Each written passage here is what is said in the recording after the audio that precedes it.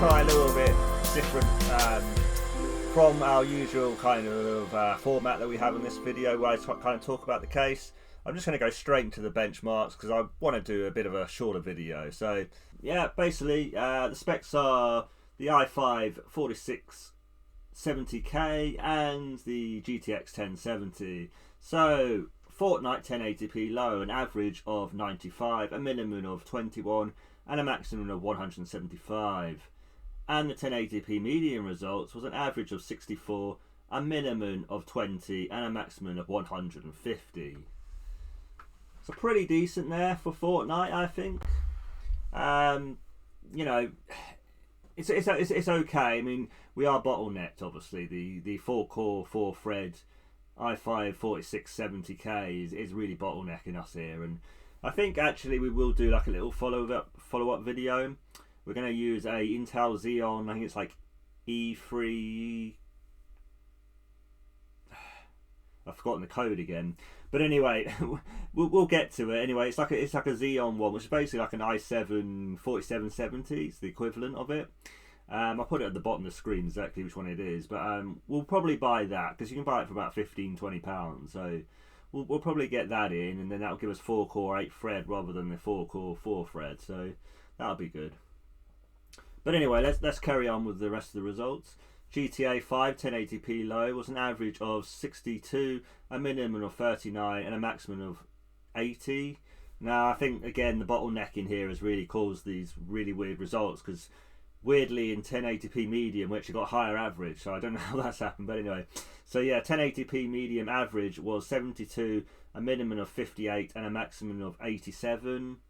So yeah, the results are a little bit over the place at that point, but again I think we've got major bottlenecks from the i5, so that's probably the reason here.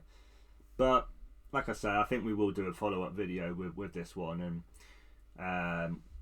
we'll see. I mean, for £200 I do think we've got a decent deal here, but I do think actually spending the extra sort of 20 or so, £25 to actually get the i7 equivalent will actually really help this PC, and hopefully will help it to sell as well when I do go on to sell it. So yeah, we will do that upgrade.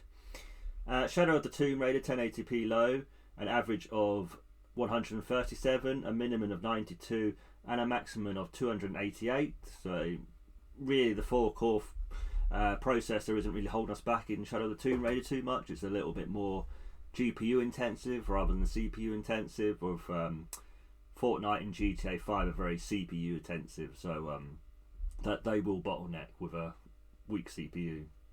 1080p medium, an average of 107, a minimum of 72 and a maximum of 234. So very playable 1080p medium here at Shadow of the Tomb Raider. And lastly, Cyberpunk 2077 1080p low, an average of 64, a minimum of 46 and a maximum of 82. And the 1080p medium results was an average of 62, a minimum of 45 and a maximum of 78. So actually, you know, 1080p medium Cyberpunk 2077 is actually playable. So, you know, 60 FPS you get in there, 62 FPS even average. So yeah, I mean, it's pretty good results actually for a £200 PC. And like I say, if we just move it over now, you know, I do think actually that, you know, this is actually not a bad PC, is it? I mean, it actually looks quite nice in my opinion. I don't know about you guys, but I actually think it's, you know, okay, we're using like a bit more of a cheaper GPU in terms of the 1070. It's the blower style rather than like a more sort of premium one. So, but I did obviously get this for a very good price, so that's why we're using the blower style. You've got to just get what you get, haven't you guys, when you're PC flipping? You just got to get what's out there and what's the deal. So yeah, it's okay. And obviously stock cooler and what have you is not great, but to me it looks okay. I do think the case looks really nice. The front fans look really nice. I put up the B-roll so you can actually see the PC again, and you know, I think it's actually come out pretty nice. The back panel easily slid on. There was no problems with the cable management at the back. The cable management was really lovely. In this case, this CiT Level 1, a really nice case to work with actually. For £40 you've got a bit of a bargain here, this case. I'm really impressed with this case. No PSU window on the PSU shroud, so that's great. And to be honest, it just looks really nice, and I think it looks really good. And obviously the tempered glass, when I put that on the front here as well, that's going to look good. Yeah, let me know what you think, guys. I think for £200 we've got a decent PC here. So I'm looking forward to your comments, so as always, guys.